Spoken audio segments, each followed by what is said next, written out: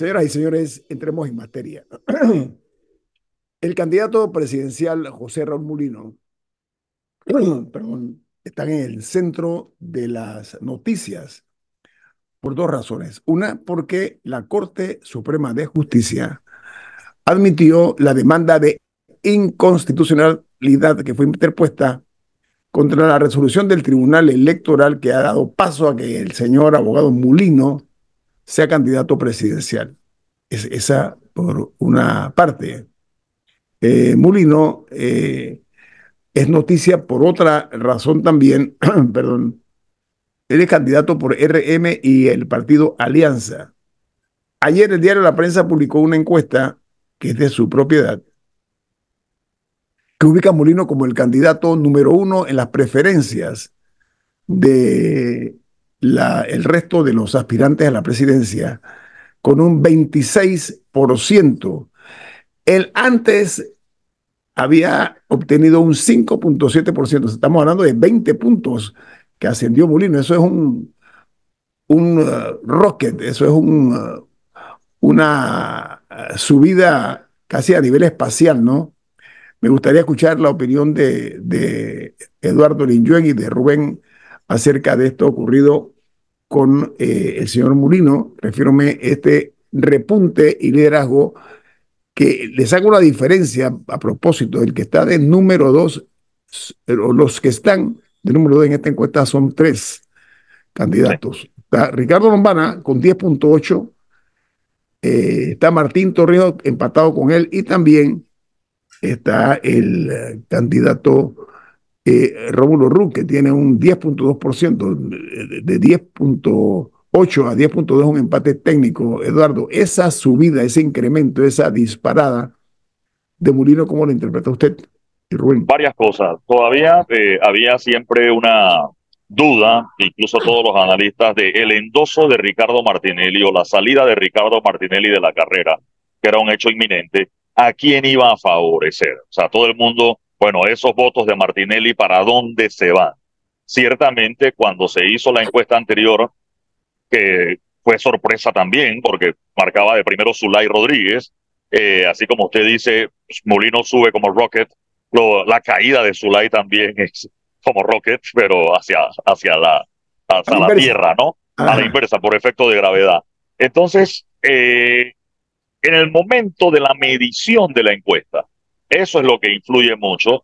No se había dado el tema de que que Ricardo Martinelli levantara la mano de Mulino, es decir, la entrada de Martinelli a la embajada de Nicaragua. Ese día comenzaron los mensajes de la campaña de Martinelli también, diciendo que Mulino lo puede hacer y que incluso lo haría hasta mejor que yo. Por allí creo que viene ese tema del endoso de Martinelli, que en algún momento se hablaba de que sería para Zulay, incluso el año pasado, cuando estaba Zulay en la recolección de firmas y se hablaban de escenarios de alianza, se hablaba de la alianza de Zulay y Martinelli, y quizás eso disparó el escenario anterior. Ahora tenemos dos encuestas tan distintas una con la otra, de la misma empresa, con la misma metodología, que es un escenario, digamos, extraño, ¿no? Sui generis. ¿Por qué? Porque a mí no me parece correcto comparar encuestas de una empresa con otra o de una metodología con otra. De hecho, parte de la crítica que se le hizo al propio diario La Prensa es que cuando ellos publicaron su primera encuesta que habían hecho con el señor Domingo, publicaban o la comparaban con una del Panamá América. Entonces uno dice, no, pero son empresas diferentes, son metodologías diferentes. Entonces, ante eso, uno dirá, no era sensato la comparación. Ahora es la misma empresa, la misma metodología, 1.200 encuestas cara a cara, simulacro de urna, y resulta que te dispara un resultado tan disímil el uno con el otro que uno dice, wow, ¿qué pasó? Serán dos Para países, Eduardo, serán dos países lo dos que se... países, así es, dos países distintos. Ajá. Y al mismo tiempo, bueno, ahora sí estaría la posibilidad de que aunque es la misma, lo único que yo creería distinto es la certeza de que Mulino es el candidato, que eso no existía en la encuesta anterior, ¿no? Técnicamente todavía estaba la duda de si era Ricardo Martinelli o no, si corría o no, mientras estaba lo de la sentencia ejecutoriada, hizo entrada a la Embajada de Nicaragua, más a las cuñas. Recordemos que en ese momento no había cuñas, no había propaganda de Ricardo Martinelli. Pero sabes que, Eduardo, el señor Mulino, que es el que encabeza la encuesta de la prensa, me parece que es un actor incluso incómodo e incontrolable, porque José Raúl Mulino es un hombre con un talante muy particular, lo ha demostrado cuando ha estado en el poder y ha ocupado cargos diversos. Pero la otra, y lo pongo sobre la mesa, es que la aritmética electoral es incontrolable. La gente puede decirte hoy que es un candidato y dentro de una semana cambian de parecer porque creo que entra en juego también los errores que pueden cometer algunos candidatos en el camino este tortuoso hacia la presidencia de la República. Entonces, yo creo que el tema es, en este momento, de acuerdo a la encuesta de la prensa, voy para aquellos que no la leyeron, voy a compartirla. Y lo que dice Eduardo es muy cierto con relación a resultados, ¿no? El señor José Raúl Mulino subió de 5,7% a 26%. Me llama la atención, Eduardo, eso no es un incremento cualquiera. 20 puntos porcentuales es un escándalo aquí en cualquier país del mundo, ¿o no? Sí, y su liderazgo también excede el margen de error. Es Ujú. decir, el margen de error es de más o menos 3%. Digamos Ah, que le quiten 3% al 20, el máximo del margen de error queda en 17. Y su más cercano está en 10,5, creo. Le sumas el margen de error, son 3. O sea, estamos hablando de que aún así queda 17-13. O sea, subiéndole mucho al de abajo y bajándole todo al de arriba, se mantiene por encima. Murgas quiere decir algo, pero antes de eso, me llama la atención, eso sí, que incluso el tema de la intención de voto a favor de Mulino supera la de los indecisos, que creo que andaba también por el 19%, Guillermo. 19% de los que no Sí, saben, ¿no? Ahí está todavía. la victoria, ahí está la victoria, la Sí. diferencia va a estar ahí en los indecisos, don Rubén, adelante. Bueno, es que el que está jugando aquí sin ser candidato es Martinelli. Entonces, Ajá. ese es el reflejo de esa encuesta. No, no se llamen engaño. Sí, el vacío que deja Martinelli lo ocupa Murino, entonces, es lo que está Claro, diciendo, ¿no? sí. Sí, ok, muy bien. Ahora, Rubén y Eduardo, es un varapalo, como se dice en otros países, este golpe. Pues voy a dar los números. Dije 26% del señor José Raúl Mulino, luego sigue Ricardo Romana con 10,8, Martín Torrijos 10,8, están empatados.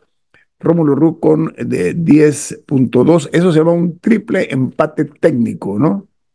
Luego sigue Suray Rodríguez con 6,7%, José Gabriel Carrizo con 6,5%, el voto de ninguno, lo que dieron ninguno, 5,8, casi empata a estos otros dos. Miren ustedes los números y como son la señora Maribel Gordón con 1,9 y el candidato Arrocha con 1,8 también están empatados. O sea, lo que estamos viendo es un empate técnico entre la cabeza y el cuerpo, Eduardo y Rubén, ¿no? O sea, es curioso eso. Hay unos números, debo decir, me llaman la atención. ¿Cuánto tiene Martín Torrijos en esa encuesta? Creo que 10,5. Está Ajá, empatado en el segundo lugar. sí. Y Gaby Carrizo creo que tiene 6 y tanto por ciento. seis punto Eh, cinco 6,5. Si sumamos los números de Martín, de Gaby Carrizo y los de Zulay, todavía no llegamos, y ese número me llama la atención, digamos, al piso del PRD. Es decir, se habla de que Martín Torrijos es un candidato del PRD, que Zulay es candidata del PRD, o que su caudal político, digamos, está dentro de las filas del PRD, que es uno de los reclamos, y el de Gaby Carrizo también. Yo creo que ese número allí es interesante si lo sumamos, el 10, el 6 y el 2 creo que estaba Zulay, o 3 que estaba Zulay, no No, no, recuerdo. no, Zulay está en 5, 6. Carrizo en 6, 6 son sí, 12. sí, y Sí, 22. Todavía ese 22 está por no debajo de da el Molino. número, sí, pero no da el número del PRD tampoco. Ajá. Entonces yo creo que ese es un detalle interesante del voto castigo que recibe el gobierno saliente históricamente. Vamos, eso ya le pasó a Blandón en las elecciones pasadas, ya le pasó a José Miguel Alemán cuando terminaba el gobierno de Mireya Moscoso, donde el caudal político del partido panameñista no se vio reflejado en las urnas en ese momento también. Sí, yo coincido. Ese es un buen ejercicio matemático que acabas de hacer, Eduardo. Está además un factor, y es que el voto del descontento puede inflar y mucho a candidatos opositores. ¿Estamos de acuerdo? Es Es, es lo usual. el usual. Entonces, esto se torna muy interesante porque hay la teoría de que es probable que con la atomización del voto, quien pueda alzarse con el triunfo esté por el orden del 28 al 30%. Esa es la teoría que está circulando, Eduardo. En 2 minutos, ¿me das tu opinión? Yo soy pesimista y yo creería que hasta menos, ¿eh?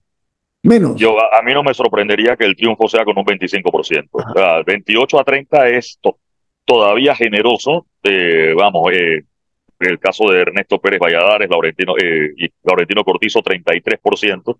Yo creo que esta vez puede ser menos, a, a menos que cambie mucho el escenario donde uno de los grandes se baje.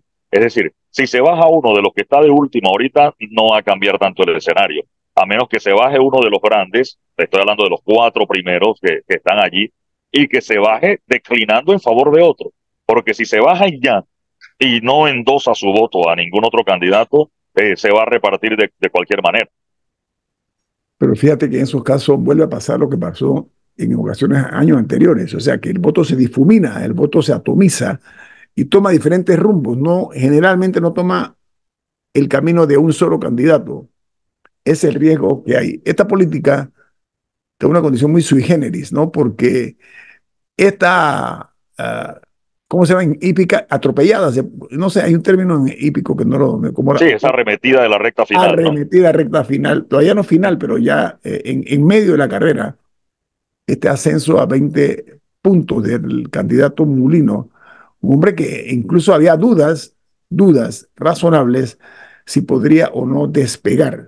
Para sorpresa, yo no sé qué usó etanol, gasolina 95 octanos, no sé qué, pero dio esta disparada a las alturas de 20 puntos. Eso debe llamar la atención al resto de los candidatos. Y lo que dice el señor Lim Jen, el factor Martinelli, ahí está.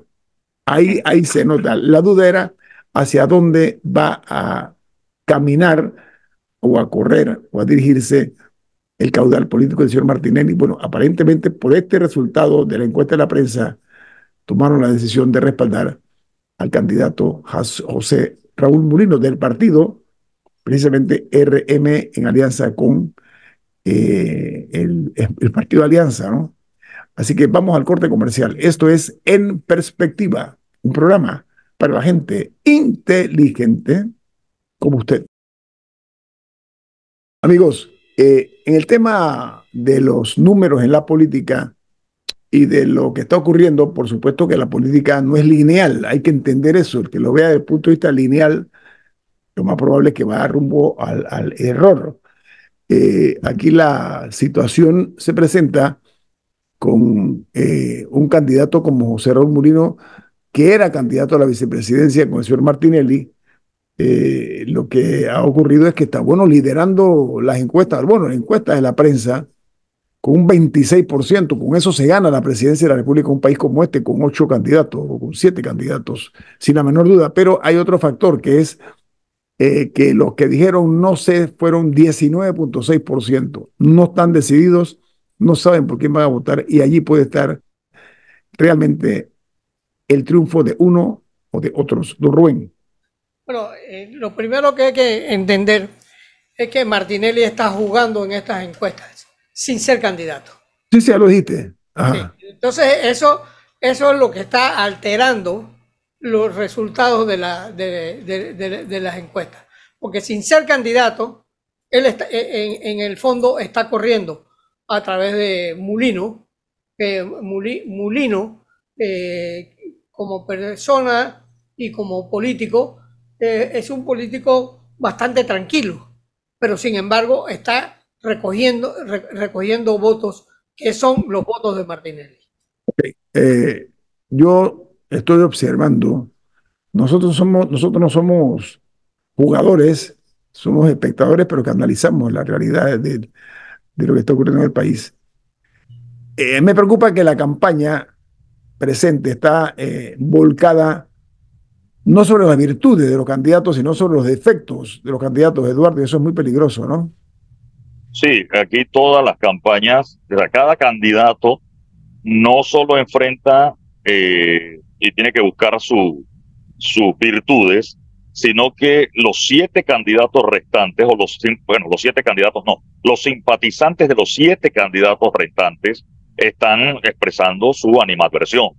Entonces uno, por ejemplo, en redes sociales, uno no encuentra tantas voces a favor de un candidato como las voces en contra de cada uno de los candidatos. O sea, nadie está haciendo porras, hincha por su candidato, sino dándole palo al otro. Entonces, aquí es una campaña de lo negativo de cada uno de los otros. Es decir, lo que le dicen a Rux de la Mina, lo que le dicen a Martín de cuando fue gobierno, del caso Semit, a Lombana lo tratan de vincular con sus momentos como funcionario, cuando buena parte de sus discursos ha sido en contra de todo el que haya sido funcionario, a Gordón con la izquierda, a Zulay porque si es PRD o es de libre postulación y aspira para ser alcaldesa o aspira para ser diputada, a Mulino porque es el candidato de RM, es decir, la cantidad de negativos, a Melitón que si todavía sigue en el partido panameñista, o sea, todos son los cuestionamientos y nadie está hablando, por ejemplo, ni del tren a Chiriquí, ni de los 3.000 millones a la caja del Seguro Social, ni de la autopista 5G, para mencionar propuestas, corrijo, que han hecho los candidatos, ¿no? Pero allí no, aquí viene la descalificación, es lo que prima en este momento de la contienda. Hay dicho que dice el elefante hablando de orejas. Mucho cuidado porque eso puede ser de repente un explosivo que no está a la vista y que puede estallarle a cualquier candidato que juegue ese tipo de partido, ¿no? Pero hay otra cosa en esta encuesta de la prensa que me llama la atención, y es que en materia de los diputados, un 19% dijo que votaría por los independientes o por candidatos por la libre postulación y 17% a RM y 12% por un candidato del PRD. ¿Qué les parece eso, señores? Lo vi esta mañana porque esa es como, digamos, la segunda parte de la encuesta. Ayer publicaron la presidencial, hoy publicaron la de diputados. A ver, 19% por un candidato de libre postulación, estamos hablando de la quinta parte de la Asamblea. O sea, en la Asamblea hay 71 diputados, tendría que ser unos 14 diputados de libre postulación. Eso no es sencillo porque si bien es cierto hay una intención de voto del 19-20%, muchos de esos candidatos están en circuitos plurinominales y la fórmula en que se escogen los candidatos, los diputados en los circuitos plurinominales, tiene unas cuotas, digámoslo así, y por eso se juega lo del medio cociente, el cociente y el residuo. Entonces, aunque el 20% de los votos sea hacia ti, no significa que vas a tener el 20% de las curules. Eso es un fenómeno por el tema de la representatividad. Igual le pasa a los partidos grandes, ¿no? Pero, sin duda, la división que va a haber en la Asamblea en las próximas elecciones es interesante. Yo sí creo que el PRD, como dice la encuesta, va a ser la bancada más grande, pero no va a ser la bancada con mayoría absoluta. Es decir, va a ser una bancada grande, pero si quieren ellos van a tener que buscar alianzas. O al revés, quien gobierne, buscar alianzas con esa bancada. Es más fácil pactar con uno que con 3 o 4 a la vez. Pero hay una teoría que surge también de estos números y es de una posible alianza para la Asamblea entre el PRD y RM. Eso ya es una alianza legislativa. Sí, no, es una alianza legislativa, pero quien gane, digamos que no sea el candidato del PRD ni el candidato de RM, ¿con quién va a pactar? ¿O con los dos? ¿O solo con los del PRD? ¿O solo con los del RM? Porque, vamos, quien gane seguramente va a tener también un número de candidatos, de diputados. Si no gana RM, digamos que gane Lombana, Martín o Rux, que son los otros 3 que salen según esa encuesta de segundo, va a tener quizás su bancada, sería la tercera o cuarta de la Asamblea. No va a ser ni la primera ni la segunda. Pero a lo mejor aliando la tercera con la primera, tienes la mayoría que necesitas en la Asamblea. Entonces es mejor pactar con uno que pactar con otras 4 fuerzas, ¿no? Pero estos números de 19% que se inclinan por el voto a los independientes o de libre postulación es una señal de que el monopolio partidista está en peligro, está en riesgo. O sea, ya no hay ese dominio absoluto que había hace una década, Rubén y Eduardo. O sea, eso hay que verlo también. Esa es una señal cuya lectura es necesario hacerla, ¿no? Y también creo, suponiendo que el pronóstico de la encuesta se dé, es decir, que la libre postulación obtenga un 20% de la asamblea, estamos hablando de 14 diputados, son diputados independientes. Es decir, esos 14 en la asamblea se van a alinear los 14 como una bancada. O sea, ahora mismo en esta empezó con 5 y quizás uno se salió y quedó más o menos con 4 alineados más o menos en la bancada independiente que ellos mismos llamaron, bancada independiente. Pero si son 14 de libre postulación, por ejemplo, Zulay es candidata a libre postulación, ¿se va a alinear ella a una bancada como bancada independiente en caso de ganar? Es decir, esos 14 van a ser una bancada o son 2 o 3 bancadas pequeñitas de 5 diputados, digamos que sean 15, van a ser 3 bancadas de 5 de libre postulación. Entonces yo sí creo que vamos a tener una asamblea con 5 bancadas, o sea, 6 bancadas. Eso sería extraño para no sé, Rubén, que conoce la asamblea, porque a veces sí, a lo mejor tenemos 5 bancadas, pero esas 5 bancadas incluye una bancada de 4 candidatos, de 4 diputados. Ahora mismo, por ejemplo, hay una bancada del Morirena. ¿Cuántos son en la bancada del Morirena? ¿Cuántos son en la bancada de libre postulación? Son poquitos. Y yo creo que esta vez vamos a tener en la asamblea de 71 diputados, imagínense tener 8 bancadas. Sería un ensayo interesante el que veremos. Ustedes se imaginan, amigos, 8 Juan Diego Vázquez ahí en la asamblea. Imagínense ese escenario, ¿no? Porque hay una frontera tenue, muy riesgosa para la partidocracia, porque siendo el diputado Juan Diego Vázquez eh, único en la asamblea que es tan protagonista, o muy protagonista, cuestionando a los ministros, cuestionando al gobierno, al presidente, etcétera, sí ha causado esta conmoción que creo que tiene que ver mucho con este resultado también. El rol de Juan Diego Vázquez, se me ocurre pensar, hombre, sería bien difícil poder controlar a una posibilidad de esta naturaleza dentro del hemiciclo, ¿no? Que sean así respondones, que sean contestatarios, que sean firmes en sus convicciones, creo que eso podría complicar un poco lo que es el tradicional diputado de la República, ¿no? Don Rubén, ¿usted qué dice? Bueno, lo más importante es el comportamiento de Juan Diego Vázquez, que es un exitoso diputado y sin embargo no va a la reelección, teniéndola merecida, porque ha tenido un comportamiento exitoso en el Parlamento.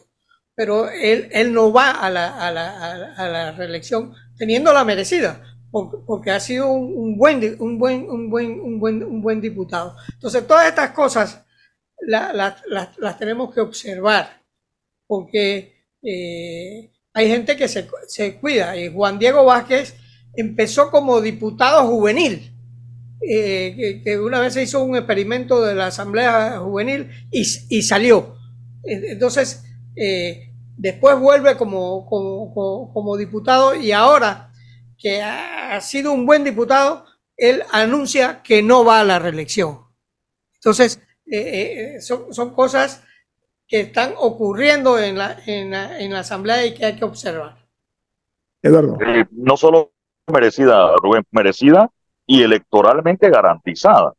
Porque sí, hemos tenido otros buenos diputados, hay que decirlo, pero quizás a pesar de ser buenos diputados en la asamblea, en lo que proponen, en su asistencia y en lo que discuten, a lo mejor en su circuito no tenían esa posibilidad de ser reelegidos. Siempre mencionamos a Méndez Fábrega. Recordemos, Méndez Fábrega, buen diputado, hizo su trabajo, etcétera, pero en la reelección no pasó nada. Juan Diego Vázquez, si estuviera en la papeleta, sin duda volvía a ganar. Ahora, quiero regresar al escenario de las bancadas, es decir, ¿qué pasa con Juan Diego Vázquez en este momento? Hay una aplanadora. Así que usted decía, Rubén, Guillermo, de 8 Juan Diego Vázquez. No, imagínense 2 nada más en un escenario donde no hay una bancada con amplia mayoría. Es decir, uno solo hoy no puede cambiar esa correlación de fuerza porque el PRD tiene una aplanadora. Pero uno solo en un escenario donde no hubiese aplanadora sí podía tener un factor más importante, porque incluso convertirse en un candidato de consenso para la presidencia de la misma asamblea. Ahora no, la presidencia de la asamblea está reservada para el PRD en este momento. Porque hasta incluso con alianzas, o sea, hay bancadas que se le han sumado al PRD, como la del Molirena y buena parte de la del CD, aún así eso significa la mayoría era la del PRD y la presidencia era de ellos. Pero en un escenario de bancadas donde ninguna tenga el control total, un Juan Diego o dos, como usted decía, no hay que llegar a 8, pueden realmente voltear o mover la balanza hacia un lado o hacia el otro, porque una bancada que no esté alineada con el gobierno se pone de un lado, en unas votará con el gobierno, en otras no, dependiendo del mismo discurso que se dé en la Asamblea. Ahora el discurso no lo cambia. O sea, el discurso no cambia nada en la Asamblea en este momento, por la amplia mayoría que tiene. Pero ¿sabe qué, Eduardo y Rubén? Creo que este estadio de 2024 es distinto a los anteriores. Los jugadores son distintos porque con lo que ocurrió en las calles de Panamá, en las marchas esta antiminería, hay un jugador importante que es la juventud, que sospecho que van a decir presente con su participación en el proceso electoral. Estoy bajo esa impresión. Si hay esa dinámica todavía, ese estímulo, ese entusiasmo, puede darle un giro inesperado al resultado electoral. Vamos al corte comercial. Esto es En Perspectiva, un programa para la gente inteligente como usted. La misión diplomática del gobierno de Daniel Ortega el día de ayer remitió una nota a la Cancillería de Panamá notificándole sobre un cambio de su sede a una casa contigua a la actual residencia de la Embajada de Nicaragua. Este procedimiento se ha cumplido desde el punto de vista diplomático con el mismo, una nota, se notifica, etcétera. Sin embargo, el gobierno de Panamá tiene el derecho de exigir que en este caso este cambio que está contemplado en la Convención de Viena se cumpla, ¿no? ¿Qué les parece a ustedes? Porque este es otro granito de sal, ¿no? En este momento al condimento político que la Embajada de Nicaragua, que está en el ojo público, anuncia en este momento y a esta hora que cambia su sede a otro sitio ahí en el mismo lugar, creo que se llama donde está en la Alameda. En la Alameda, ¿no? Se muda a una casa contigua a la actual sede. Creo que no se muda, sino que expande su territorio, digámoslo así. No sé si territorio es el término apropiado, porque estamos hablando de embajadas. Pero no es sorpresa, Guillermo, desde el primer día que Ricardo Martinelli pidió asilo en la Embajada de Nicaragua y entró, se hablaba de que estaría comprando la casa de al lado o alquilando la casa de al lado. Se dijo desde el primer día esa situación y hoy se confirma, ¿no? Eso estaba en el mercado negro de la información, para decirlo de alguna forma, Guillermo, que esto ocurriría y vamos, no ha sorprendido a nadie el tema de que hayan comprado la casa de al lado y el espacio de esa embajada no es una embajada grande como otras y sí, el espacio para Martinelli dentro de la embajada es reducido, más lo que representa la misma embajada. Es decir, hace poco se mencionaba las dificultades que tenían los ciudadanos nicaragüenses cada vez que iban a hacer un trámite, porque la misma embajada estaba ocupada, la seguridad que se ha puesto en los alrededores de la embajada es distinta. Para pasar por allí, para los vecinos es un tema tener las unidades móviles, los canales de televisión, más seguridad afuera y todo el problema que ha ocasionado que la embajada de Nicaragua ahora sea una situación donde tiene un asilado. Proporciones guardadas. Yo recuerdo en Lima, cuando hubo el asalto a la residencia del embajador de Japón, esa gente tuvo unos rehenes allí por una cantidad de meses y eso fue un problema para todo el barrio, porque el barrio prácticamente quedó cerrado y los vecinos de al lado casi que tuvieron que mudarse, ¿no? Sí, lo aíslan por razones de seguridad, ¿no? Yo realmente no he pasado por esa área, Eduardo. ¿Tú has pasado por la Embajada de Nicaragua actualmente? No, de hecho, sabiendo que estaba allí, un día iba en camino por esa zona para salir al área de Dos Mares y cuando vi el movimiento di la vuelta y evité porque pensé que me iba a demorar más en el tráfico en ese momento, ¿no? Por allí, entrando por María Inmaculada, ¿no? Por ahí hay cerca del Colegio de María Inmaculada ahora. Pero ¿sabe qué tiene sentido desde el punto de vista ese de la comprensión de la situación? Que la Embajada de Nicaragua haya adoptado la decisión de tomar este local al lado, porque es verdad, los nicaragüenses o las personas que hacen trámites a esa embajada, pues tienen las dificultades a las cuales hace referencia. Así que yo creo que es una medida muy sana la que se ha tomado. El mercado negro de la información, me gustó, Eduardo, ese concepto que Bueno, has... no es mía, no es mía, no es mía, pero sí, se maneja, ¿no? Pero me gusta. Me sé del derecho a autor, Eduardo. Es del profesor Cabrera, no es mío, así que Ah, bueno, yo lo ahí, tengo copiado, pero sí me gusta, porque vamos, esta información de contrabando, del mercado negro, usa un término parecido, realmente lo decían que desde el día uno estaría comprando la embajada de, la casa de al lado de la embajada de Nicaragua para extender su operación, ¿no? pero voy a llamar a Edwin para solicitarle. Usted lo hizo, ¿no? Me imagino, Eduardo. Sí, No, Edwin me ha dado permiso, así que yo sí, no sé si puedo endosarle el permiso a usted, pero yo sí tengo permiso de Edwin. Rubén y Eduardo, a ver, la capital de la República adolece de mayor cantidad de parques para el solaz y esparcimiento de sus ciudadanos. El Parque Omar es emblemático, ¿eh? Un tiempo fue el parque el del club de golf, hoy es un parque pues para el uso y disfrute de los ciudadanos, no únicamente del corregimiento de San Francisco, sino de toda la ciudad capital de la República. Se han hecho cambios dentro, pero a mí se me ocurre que se ha quedado corto, porque el flujo de visitantes, por lo menos yo cuando paso por ahí en horas, lo llaman horas pico, oye, es un éxito ese parque. La gente tiene que tener cuidado de no chocarse uno con nosotros, porque sí es exitoso ese parque. Hay la información de que se está deteriorando este espacio público y que hay quejas que no se han atendido por parte de las autoridades de ver la manera de mejorar las condiciones del Parque Omar, como es conocido, y que se ponga en manos de un patronato que lo administre. El concepto de los patronatos en Panamá algunos han funcionado, hay que decirlo en honor a la verdad.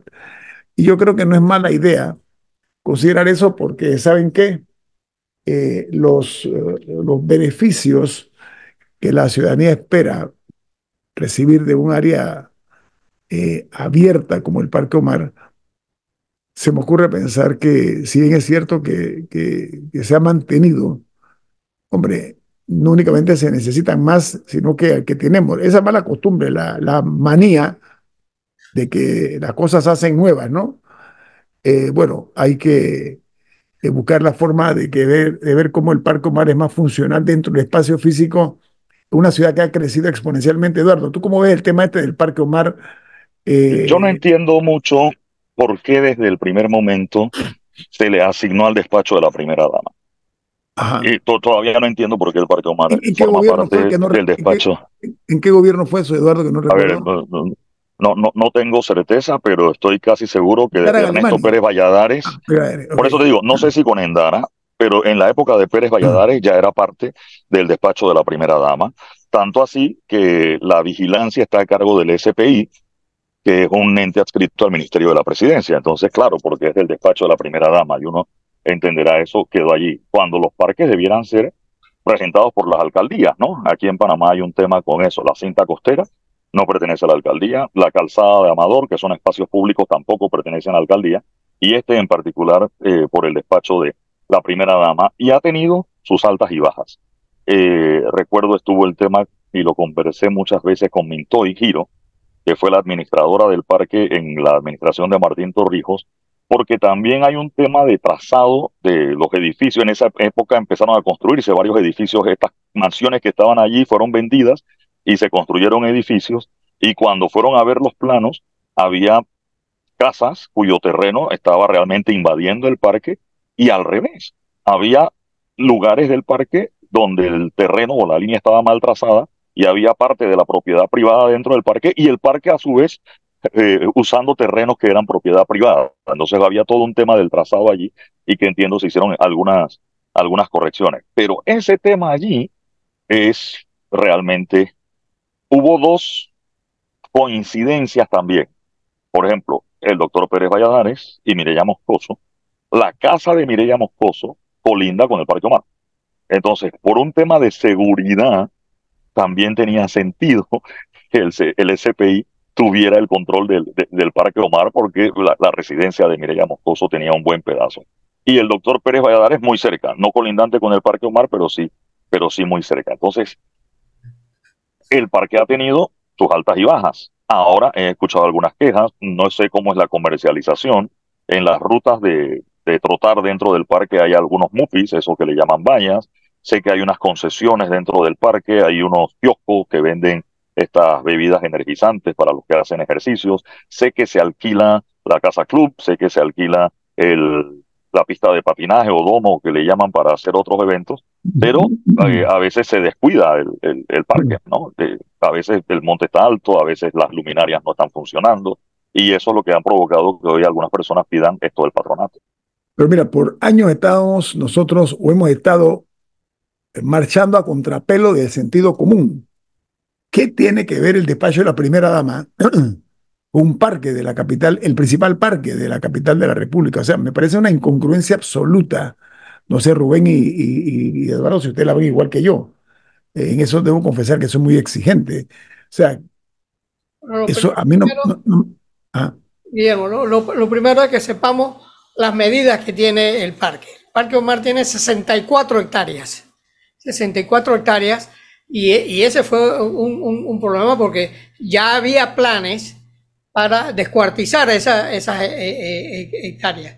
Y con esa famosa foto donde le cayeron los niños a Torrijos y le cayeron encima, entonces de allí surgió la idea de que ese parque debía ser para la población y para los niños, porque ya en aquel momento ya había la intención de descuartizar lo que hoy en día es el Parque Omar. Y esa es una realidad, porque ese parque fue dado en concesión al club de golf, sin pagar ni un centavo.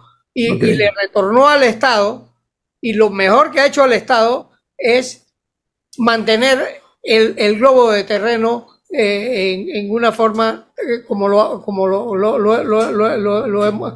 hemos hecho hasta el momento. Tenemos que irnos. Coincido, Rubén, sí, bueno, sí, porque esa área es de las más codiciadas de la ciudad y descuartizarlo era un buen negocio, hay que decirlo, ¿eh? Era el negocio, Eduardo, el negocio. Bueno, tenemos que irnos. Sí, tenemos que irnos. Gracias por acompañarnos esta mañana. Que tengan un excelente día. Buen viaje, Eduardo.